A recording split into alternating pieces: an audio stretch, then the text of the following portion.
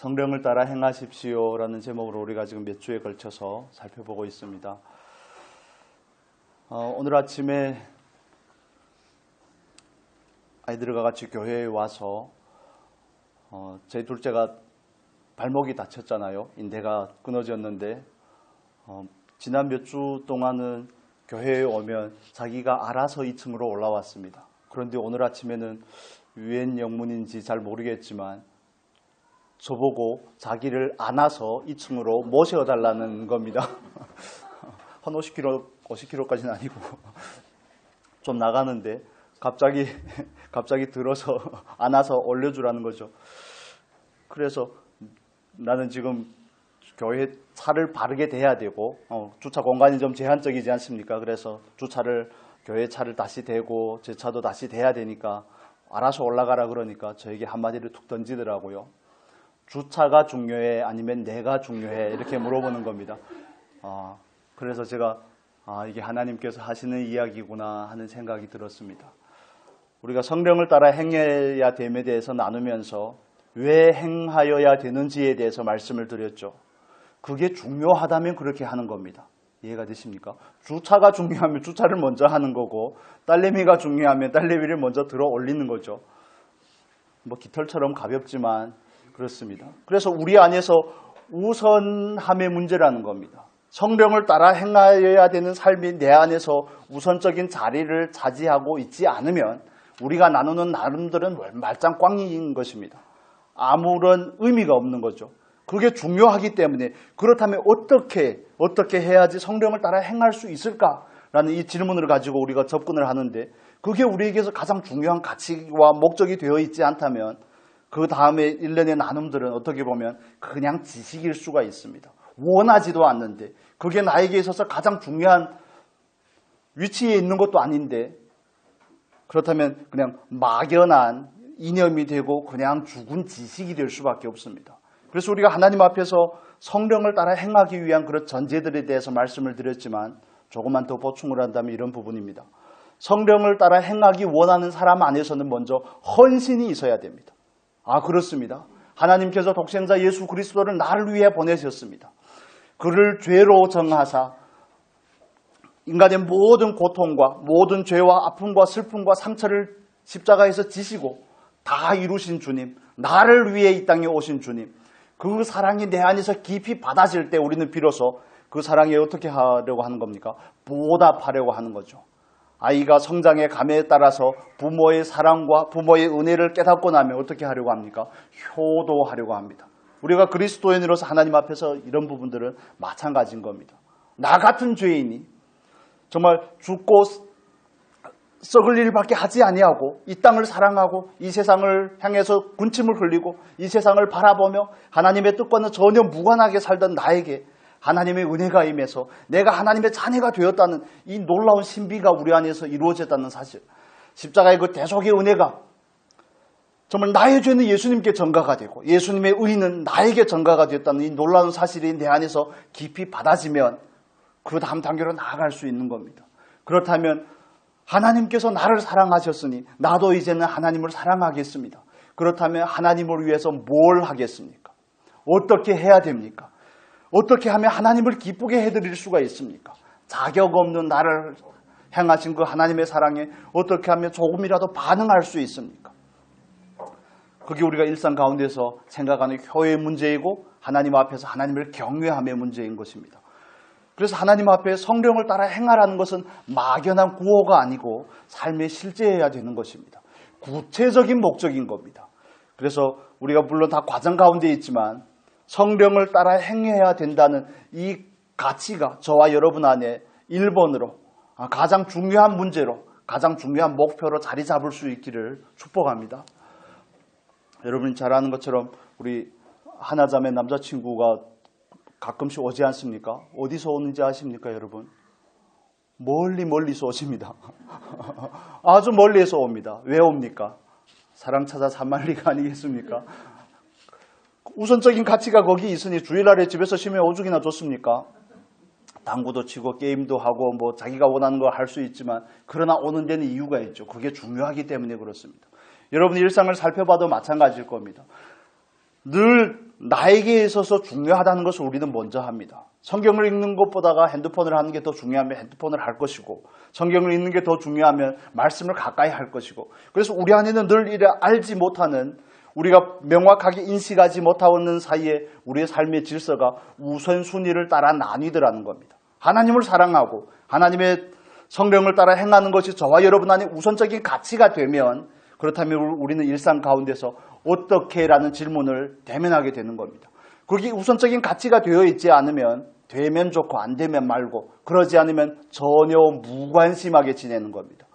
하나님의 은혜를 받은 것은 분명한데, 하나님의 자녀가 되었다는 사실도 성령의 인치심이, 내적인 인치심이 있고 증거가 있고 외적인 증거도 있는데, 그런데 우리는 그냥 무심코 살아갑니다. 예수 믿고 복받자, 왜곡된 가르침들이 예전에 많이 있지 않았습니까? 그렇게 예수를 믿는 것을 자기의 삶의 영달을 위한, 자기의 삶을 조금 더 풍요롭게 하고 또 축복된 자리로 이끌기 위한 한 수단으로 예수를 삼더라는 겁니다.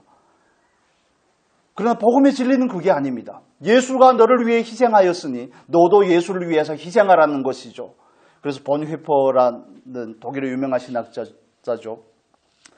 아마 영화로 5월달에 나오는 걸로 알고 있는데, 그 영화가 나오면 꼭 보고 싶습니다. 이미 나왔는지 정확하게 아직 제가 정보가 정확하지는 않습니다. 꼭 보고 싶습니다.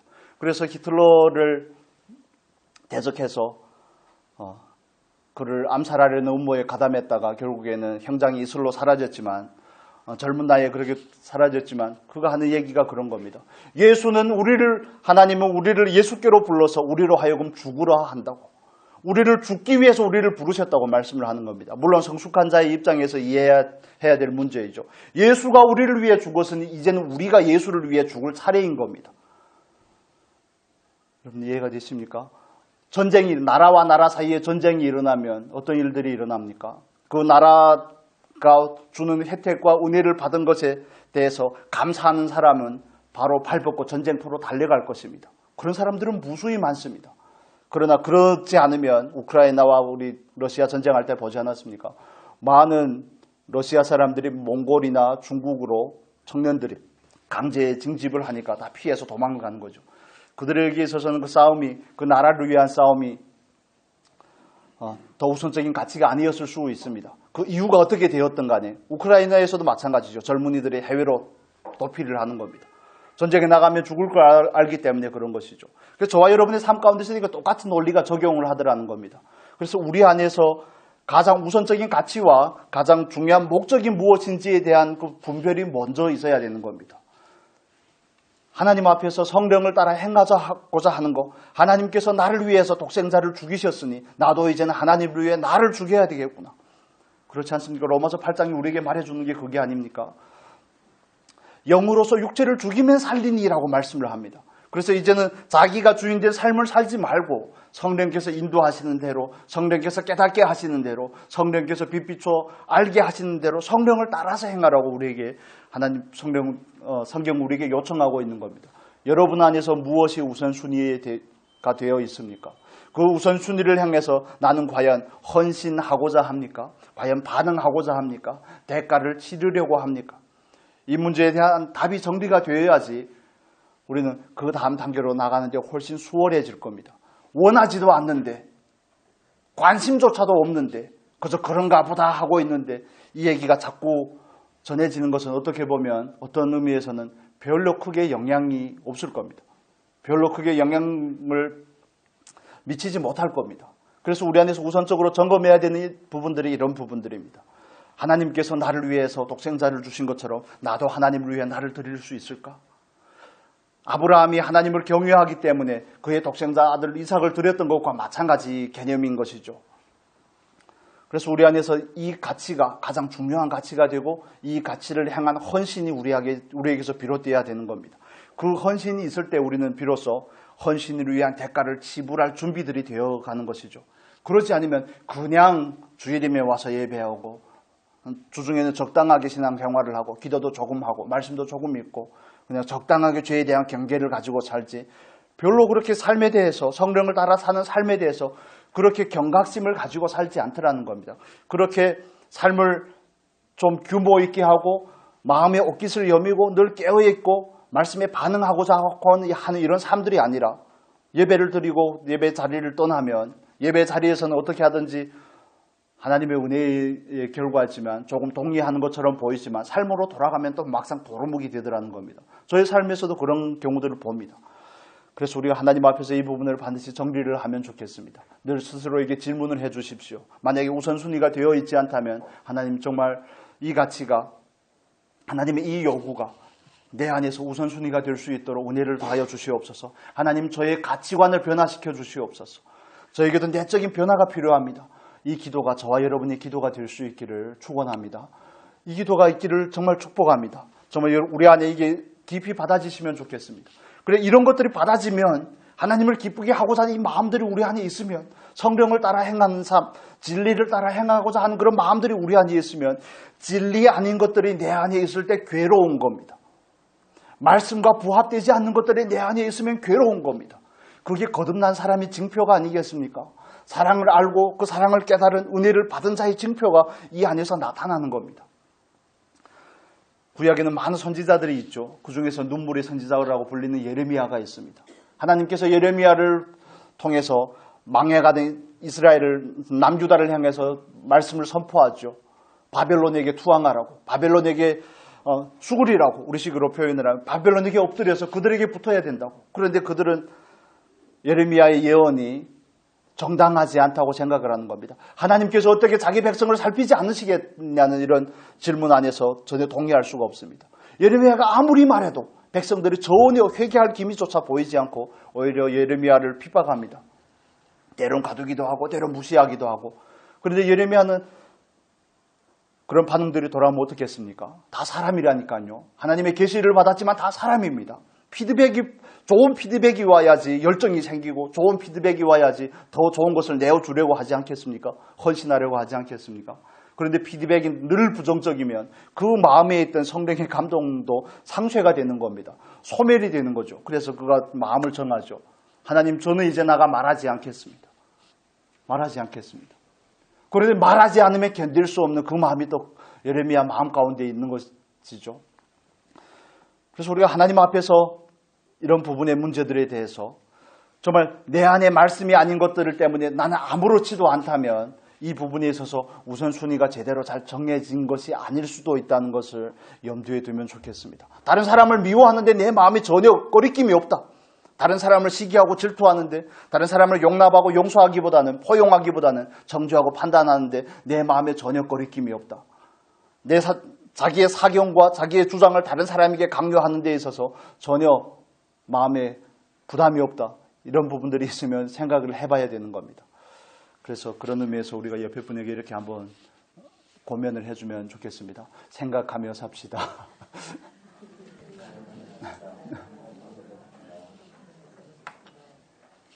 말씀을 따라서 정말 생각을 하셔야 됩니다. 무엇이 하나님의 뜻인지, 무엇이 하나님이 기뻐하는 것인지, 하나님은 나를 향한 하나님의 계획이 무엇인지 이런 부분들을 생각을 하셔야 되는 겁니다. 그리스도인이 된다는 것은 이제는 능동적으로 생각하는 사람이 되는 것을 의미하는 겁니다.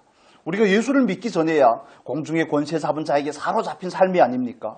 그 생각도 내 생각이 아니죠. 자기가 주체적으로 생각하는 것 같지만 그 생각의 흐름이라든지 방향이라든지 전혀 하나님과 상관없는 마귀에게 종속된 삶이었습니다. 그러나 거듭났다는 것은 우리에게 자유의 의지가 회복이 되었다는 것을 의미하고 이제는 우리가 자기가 주관적으로 생각할 수 있음을 의미하는 겁니다. 말씀을 따라 생각할 수 있는 그 은혜를, 그 특권을 하나님께서 우리에게 부여하신 것입니다.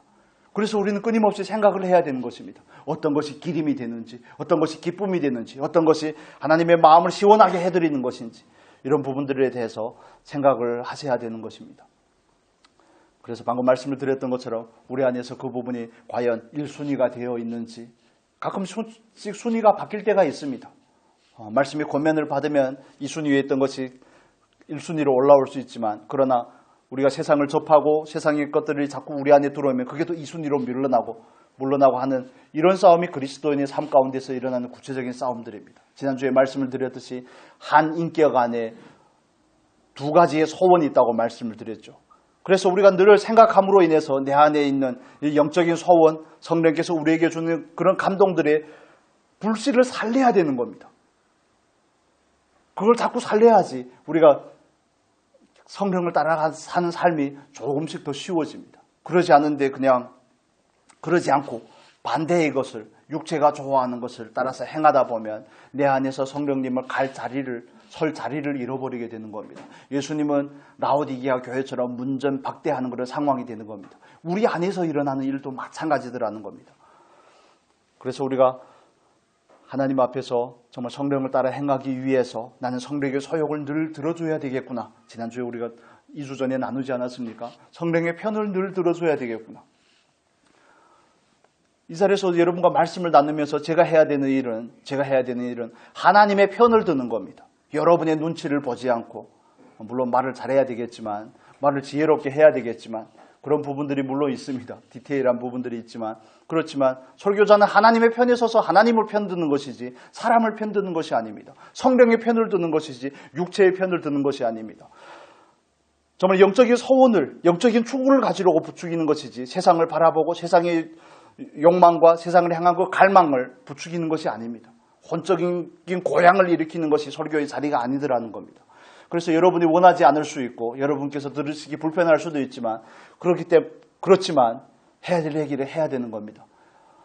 난처한 저의 입장도 이해를 해주시면 늘 하나님의 편을 든다는 게 그렇게 만만한 일이 아닙니다. 쉽지 않습니다. 여러분이 표정이 일그러질 때면 원하지도 않는데 내가 또 말하고 있구나 하는 이런 생각도 들고 전혀 관심이 없는데 이게 그냥 허공을 향한 메아리가 되지 않을까, 방향이 없는 달림이 되지 않을까 하는 이런 생각들이 들죠. 그래도 꿋꿋이 다시 용기를 내서 해야 될 얘기를 해야 되는 것이 저의 입장입니다. 안 들으셔도 다음 주에 또 할 겁니다. 그렇습니다. 그래서 우리 안에서 이건 순위의 문제입니다. 어느 것을 더 사랑하느냐의 문제라는 겁니다. 사랑하는 것을 향해서 우리는 헌신하게 되어 있습니다. 사랑하는 것을 위해서 우리는 대가를 치르게 되어 있습니다. 육체를 사랑하며 육체를 향하여 대가를 치를 것이고 헌신하게 되고 많은 것을 내어주게 될 것이고 하나님을 사랑하면 하나님을 위해서 뭔가를 내어줄 수가 있는 것이죠. 그래서 집에서도 가정에서도 마찬가지 아닙니까? 교회에는 보통 자매님들이 많으시기 때문에 자매님들 마찬가지죠. 남편입니까? 자녀입니까? 대답하지 않으셔야 됩니다. 대답하시면 싸울 수가 있기 때문에 남편입니까? 자녀입니까? 저는 가끔씩 이런 생각이 듭니다. 제 와이프들이라고 하는 얘기는 아니지만 어머니들은 가정에서 어머니들은 남편의 돈을 가지고 자기의 자녀를 키운다는 생각이 문득문득 들 때가 있습니다. 어머님들은 동의를 하실지 모르겠지만 강력하게 느끼는 겁니다. 남편은 열심히 벌어오는 존재고 그리고 남편의 자녀로 공동의 자녀를 양육하는 게 아니라 부모님들은 남편이 벌어온 돈을 가지고 자기의 아들, 딸들을 키우는 겁니다. 그러다 보면 아빠는 집에서 존재감을 잃어버리는 거죠. 그 어머님들이 실수하고 착각하는 부분입니다. 아빠의 존재에 대해서 끊임없이 각인을 시켜야 되죠. 이럴 때는 우리 집사님들께서 남자 집사님들께서 크게 아멘을 하셔야 되는데 그렇습니다. 그래서 우리 안에서 누가 우선순위냐 하는 것은 그냥 삶에서 바로 결론이 나옵니다. 너무 쉽더라는 겁니다. 어려운 일이 아니더라는 겁니다. 그런데 그 일이 똑같이 우리 안에서 성령의 소욕을 따를 것인지 아니면 육체의 소욕을 따를 것인지에 대한 문제도 바로 결론이 나는 것입니다. 그래서 육체를 위한 것이 내 삶에서 늘 우선적인 순위가 되어 있다면 그걸 좀 내려놓고 하나님 앞에 기도의 자리로 나아가서 하나님 내 안의 소원을 영적인 소원을 이미 주신 그 소원이 불타오를 수 있도록 도와주십시오. 그것을 따라서 살 수 있도록 하루의 일과를 잘 행할 수 있도록 은혜를 주십시오. 이런 기도들이 우리에게 필요하더라는 겁니다. 그래서 이런 부분들에 대해서 우리가 좀 먼저 정리가 되면 좋겠습니다. 우리가 성령을 따라 행하기 위해서 가장 문제가 되는 것은 여러 가지가 있지만 가장 문제가 되는 것은 육체가 방해한다는 데 있습니다. 그래서 지난번에 말씀을 드렸던 것처럼 우리 삶 가운데서 내 안에 그런 육체의 모습들을 발견해 보시라고 권면을 드렸죠. 특정한 상황이나 특정한 사람을 만나면 이것은 반드시 드러나게 되어 있습니다. 기쁘든 슬프든 아니면 화가 나든 평온하든 이런 여러 가지 반응들이 있을 수밖에 없습니다. 왜냐하면 그 안에 인격 안에 그 소원이 있기 때문에 그 소원들이 건드려지기 때문에 그렇습니다. 어떻게 발견을 많이 해보셨습니까? 하나님께서 우리 안에서 그런 일들을 행하시는 이유, 우리의 삶 가운데서 우리 안에 있는 그런 하나님께서 원하시지 않는 그런 부분들, 옛사람에 관한 부분들을 발견하게 하는 것, 드러내는 것은 우리를 온전케 하고자 하심인 줄 믿으시기를 바랍니다. 우리가 1차적으로 먼저 동의해야 될 부분이 있습니다. 나는 나를 잘 모른다는 사실입니다. 여러분 이해가 되십니까? 나는 나를 잘 아는 것 같지만 잘 모릅니다. 스스로의 개인적인 인식 안에서 우리는 스스로를 향해서 이해하려고 하고 다른 사람들의 피드백을 통해서 나는 어떤 사람이구나, 내 성격은 어떻구나, 나는 무엇을 좋아하고 무엇을 싫어하는구나, 이렇게 객관적인 데이터를 가지고 스스로를 안다고 생각을 합니다. 그런데 먼저 내려놔야 될 부분이 있습니다. 나는 나를 안다고 생각하는 그게 가장 큰 착각이라는 겁니다. 모릅니다. 정확하게 말씀을 드리면 나는 나를 잘 모릅니다. 누가 가장 잘 알까요? 하나님께서 잘 압니다. 하나님께서 나를 가장 잘 아십니다. 그래서 하나님께서 일상의 삶을 통해서 내 안에 있는 그 옛사람의 모습들을 들춰낼 때마다 깜짝깜짝 놀라지 않습니까? 내가 이런 사람이었나? 나는 예수를 믿고 그래도 썩 괜찮은 사람이라고 생각을 했는데 그나마 조금 온유하고 그나마 그래도 예전보다는 성질을 좀 덜 부리고 그래도 예전보다는 조금 아량이 넓어진 것 같고 이런 사람인 줄 알았는데 하나님께서 상황을 통해 내 안의 것들을 드러내는 모습을 보면 전혀 다른 내가 보여지는 겁니다. 전혀 다른 내 모습이 보여지면 당황스럽죠.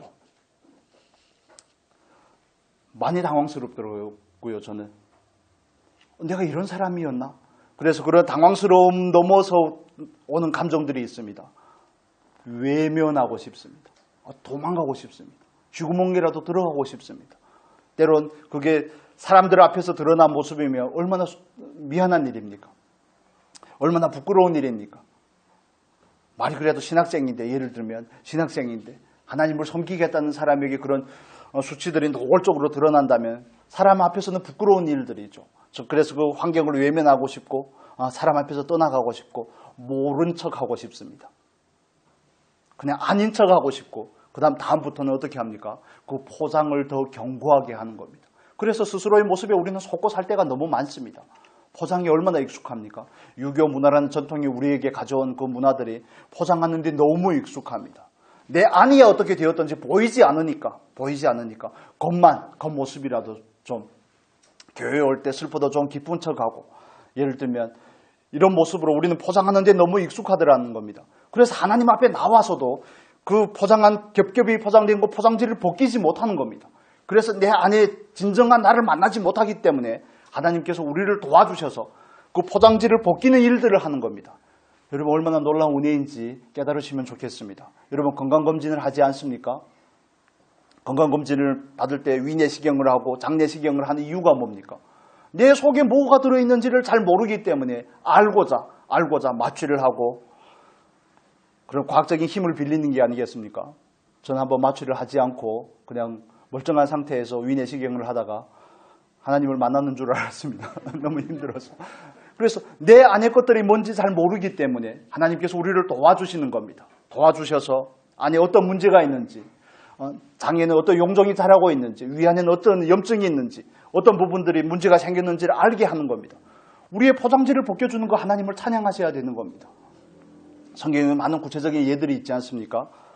창세기 12장의 예를 들어보겠습니다. 하나님께서는 갈대아 우르에서 아브라함을 부르셨습니다. 그때는 이름이 바꾸기 전이니까 아브라함이죠. 아브라함을 부르셔서 그가 그 하나님의 말씀을 따라서 하란까지 왔는데 하란에서 하나님께서 또 아브라함에게 나타나십니다.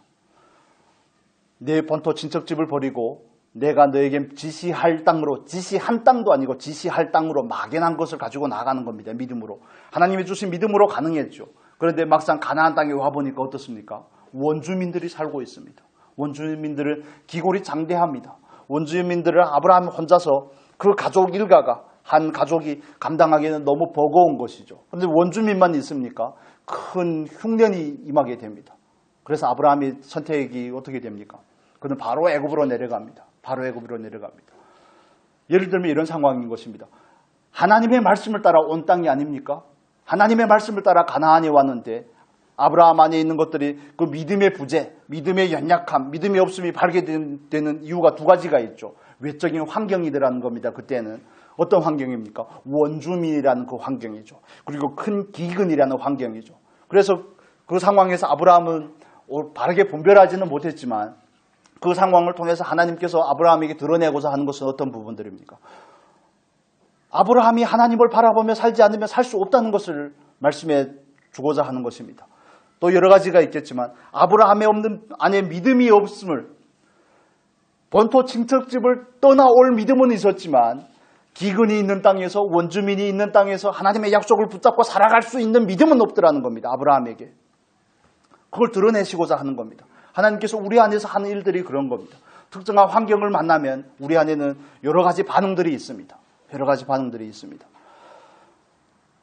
예를 돕기 위해서 제 얘기를 하겠습니다. 부경에서 사역을 할 때의 일입니다. 삶이 별로 여유롭지가 않죠.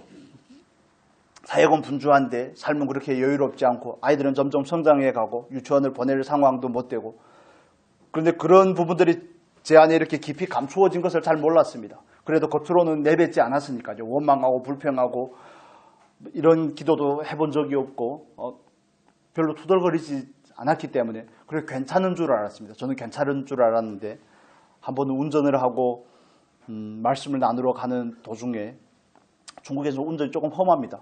운전을 험하게 하는데 저는 3차선으로 이렇게 고속도로가 6차선 쌍방향으로 이렇게 되어 있는데 6차선인데 저는 3차선으로 가고 있고, 그리고 가다가 이렇게 옆으로 빠지는 진입로가 있었습니다. 그런데 저는 3차선으로 직진을 해서 가려고 하고 있는데 2차선에 있던 차가 갑자기 저를 추월을 해서 그 진입로로 들어가려고 하는 겁니다. 그 사람이 보기에는 그 타이밍을 놓친 겁니다. 그러니까 갑자기 그냥 확 깜빡이도 없이 그냥 확 들어오더라고요. 그래서 저 정말 은혜로 부딪히진 않았죠. 사고는 안 나고 그 브레이크를 밟고 났는데 어떤 일이 일어난 걸 압니까? 제가 막 입으로 욕을 한 게 아니라 저런 막 이런 육두문자를 날린 게 아니라 제 안에서 난리가 났죠.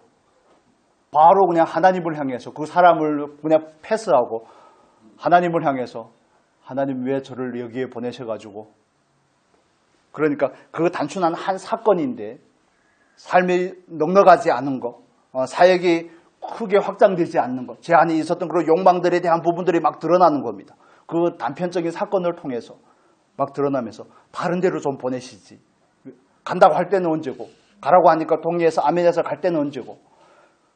그리고 그 단편적인 사건을 통해 이 안의 것들이 감춰져 있던 것들이, 내재되어 있고 눌려져 있던 것들이 막 나오는 겁니다. 그냥 그 사람에게 육두문자 날릴 겨를도 없죠. 그냥 내 안에서 막 하나님을 향해서 막 원망이 막 나오는 겁니다.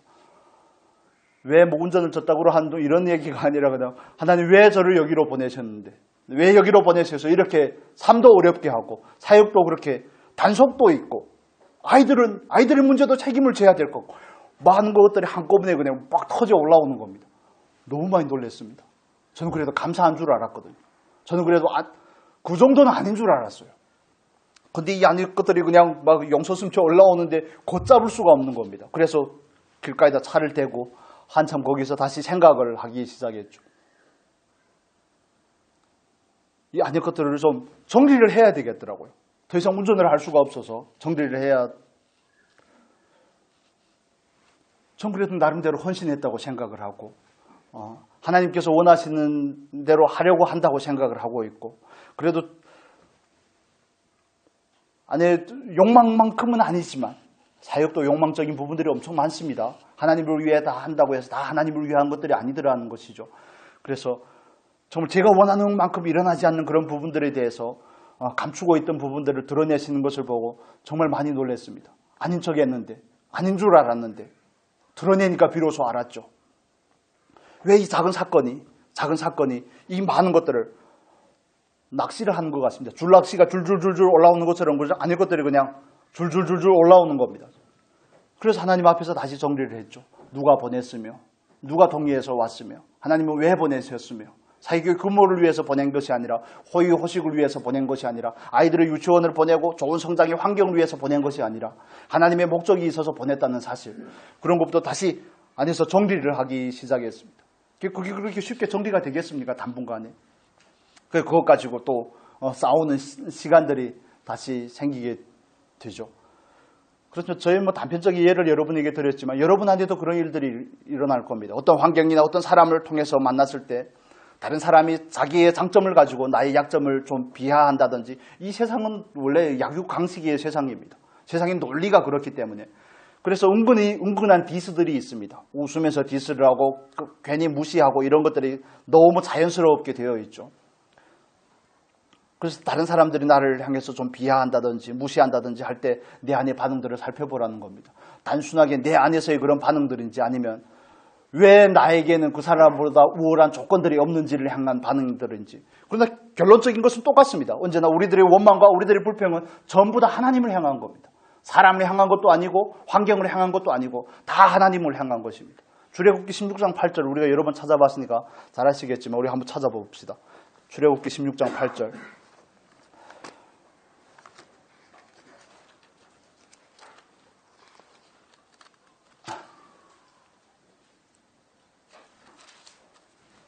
출애굽기 16장 8절 같이 읽겠습니다. 구약 성경 106페이지 좌우에 있습니다. 여러분 PPT 보시면 됩니다. 같이 읽겠습니다. 모세가 또 이르되 여호와께서 저녁에는 너희에게 고기를 주어 먹이시고 아침에는 떡으로 배불리시리니 이는 여호와께서 자기를 향하여 너희가 원망하는 그 말을 들으셨음이라. 우리가 누구냐? 너희의 원망은 우리를 향하여 함이 아니요 여호와를 향하여 함이로다. 아멘. 그렇습니다. 하나님께서 우리 안의 것들을 드러내실 때마다 너무 당황하지 마시고 너무 놀라지 마시고 정말 그런 드러냄을 통해서 하나님을 향해서 원망이 생긴다면, 환경을 향해서 원망이 생긴다면 어떻게 보면 그건 결론적으로는 다 하나님을 향한 것입니다. 하나님께서 나에게 대한 처우가 부당하다는 것입니다. 내가 좋은 가정에서 성장을 했더라면, 다른 사람보다 더 우월한 조건들이나 탤런트나 이런 것들을 가지고 났다면, 재능을 가지고 났다면 저 사람이 나를 이렇게 무시하지는 않을 텐데, 돈이라도 좀 더 있었다면 이렇게 무시를 당하지 않았을 텐데, 그냥 픽션이고 예를 드는 겁니다. 세상 안에 이런 게 너무 많더라는 겁니다. 그래서 하나님께서 우리를 도우시는 겁니다. 여러분 이해하시면 좋겠습니다. 내 안의 것들을 들춰내시면 나를 치료하기 위함인 줄 믿으시기를 바랍니다.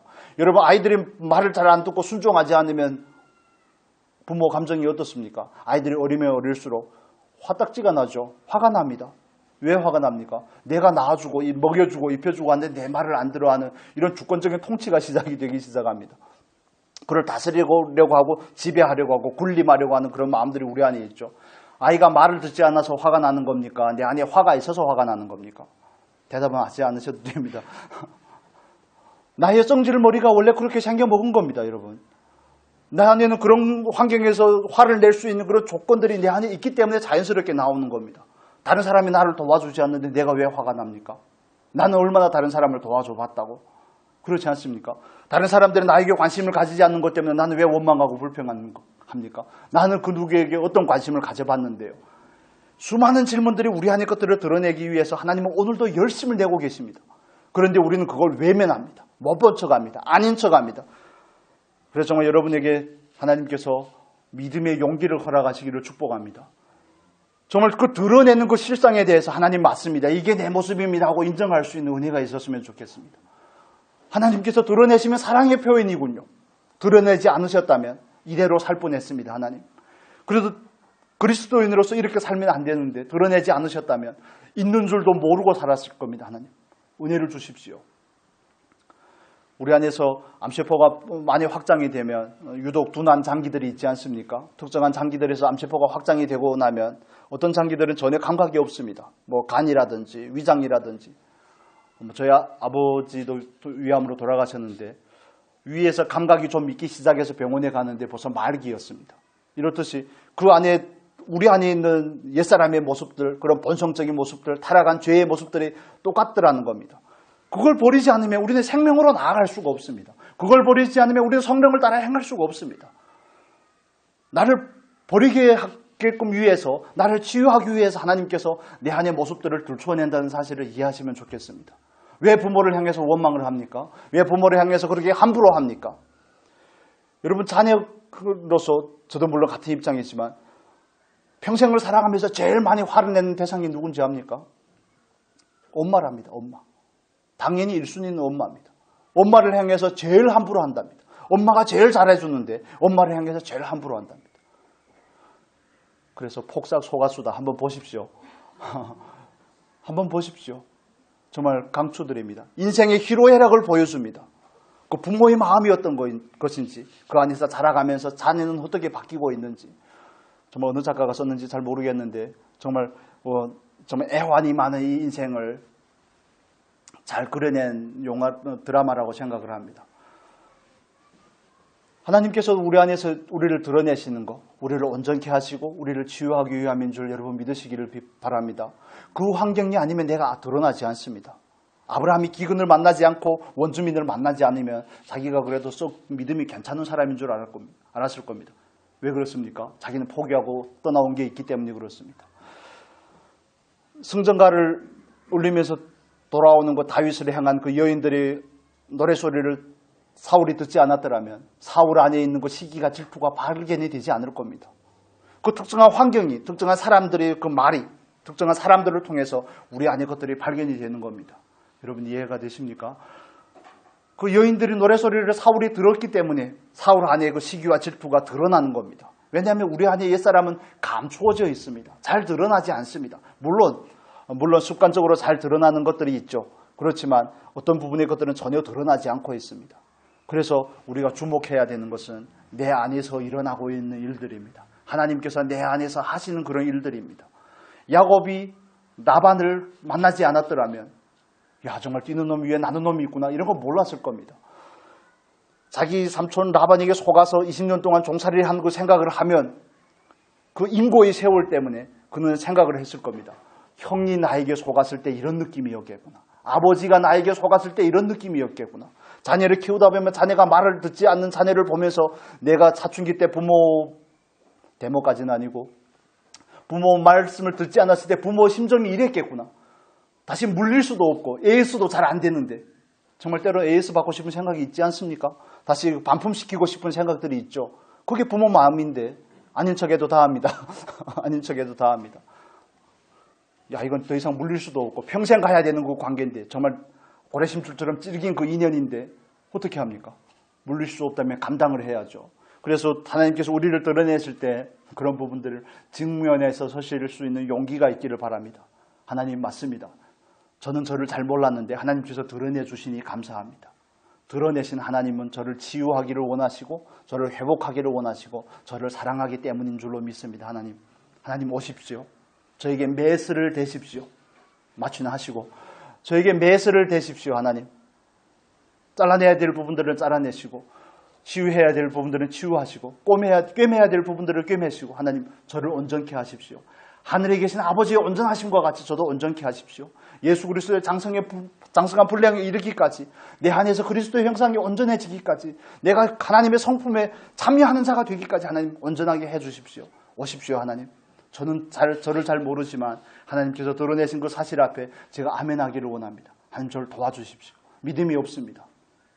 성격이 이렇게 괴팍합니다. 옹졸합니다. 하나님 포용과 정말 사랑이 없습니다. 아량이 없습니다.